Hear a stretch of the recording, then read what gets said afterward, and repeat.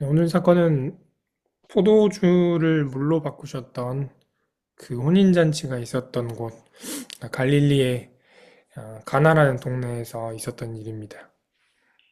가버나움에서 살고 있었던 왕의 신하가 있었는데, 신하한테는 죽어가는 아픈 아들이 있었습니다. 그러니까 신하한테는 삶에서 큰 아픔을 가지고 있었습니다. 왕의 신하니까 돈도 있었고, 권력도 있었을 거고, 또 인맥도 있었을 것입니다. 하지만 그것들은 왕의 신하의 아들을 살리지 못했습니다. 그래서 신하는 예수님을 찾아왔습니다. 예수님에 대한 소문을 들었기 때문입니다. 47절에서 신하는 제발 가버나움으로 내려오셔서 아들을 고쳐주십시오 하고 애원하였습니다. 그 아들의 생명을 위해서 온갖 방법을 다 찾아보는 아버지의 마음이 전해집니다. 그런데 예수님의 반응이 조금 이상합니다. 예수님은 너희는 표징이나 기이한 일들을 보지 않고는 결코 믿으려고 하지 않는다라고 말씀하십니다. 아, 아들을 살려주시는 놀라운 일을 보여주실 수 있었을 텐데 이렇게 말씀하셨습니다. 아마 기적으로 끝나지 않고 진짜 믿음이라는 것을 이 왕의 신하에게 더해주고 싶으셨던 것 같습니다. 그래서 기적을 보지 않고는 믿지 않으려 한다라는 힌트를 흘리셨던 것 같습니다. 왕의 신하는 자신의 기대와는 달랐지만 다시 한번 말합니다. 선생님, 내 아이가 죽기 전에 내려와 주십시오 라고 말합니다. 자신의 삶 속에 있는 아들의 생명의 문제는 신하에게 다시 한번 매달리게 할 만큼 중요한 것이었습니다. 이에 대해 예수님은 돌아가거라, 내 아들이 살 것이다 라고 말씀하였습니다.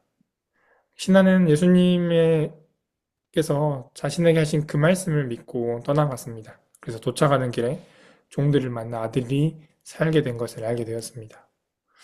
왕의 신하는 예수님과의 대화 중에 예수님의 말이 당황스러웠을 것 같습니다.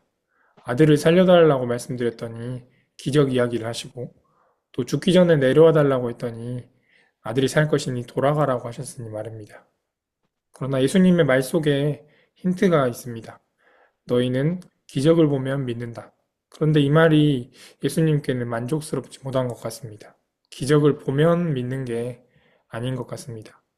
순서가 반대가 되는 것 같습니다. 믿으면 기적, 그러니까 믿으면 아들이 살아나는 것을 보게 된다라는 것을 알려주고 싶으신 것 같습니다. 그래서 왕의 신하는 예수님의 말을 한번 믿어봅니다. 아직 아들의 병이 회복된 것을 보지 못했음에도 그곳을 떠났습니다. 보지 못했어도 결과를 보증받지 못했어도 떠났습니다.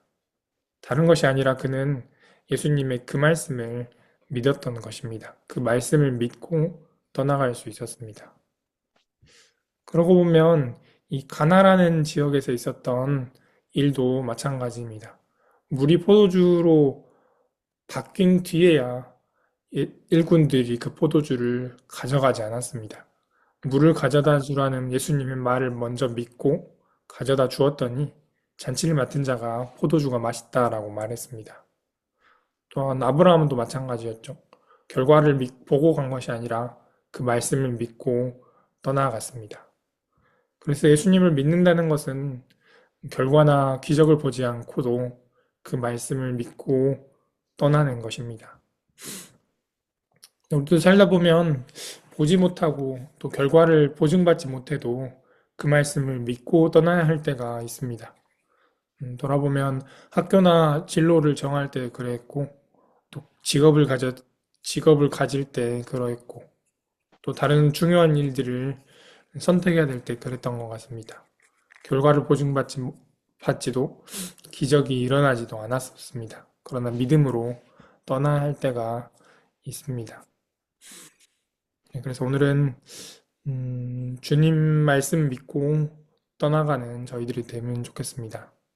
왕의 신하를 기억하셔서 결과나 그 기적을 보고 떠나기보다 예수님의 말씀을 믿고 떠나는 저와 성도님들이 되었으면 좋겠습니다. 기도하겠습니다. 하나님, 오늘 왕의 신하는 예수님을 만났습니다. 그분이 보여주시는 기적이나 결과를 믿고 떠난 것이 아니라 그분의 말씀을 믿고 떠났습니다. 그런 때가 올 때에 저희도 예수님의 말씀을 믿고 떠나는 저희들 되게 하여 주십시오. 예수님의 이름으로 기도드립니다.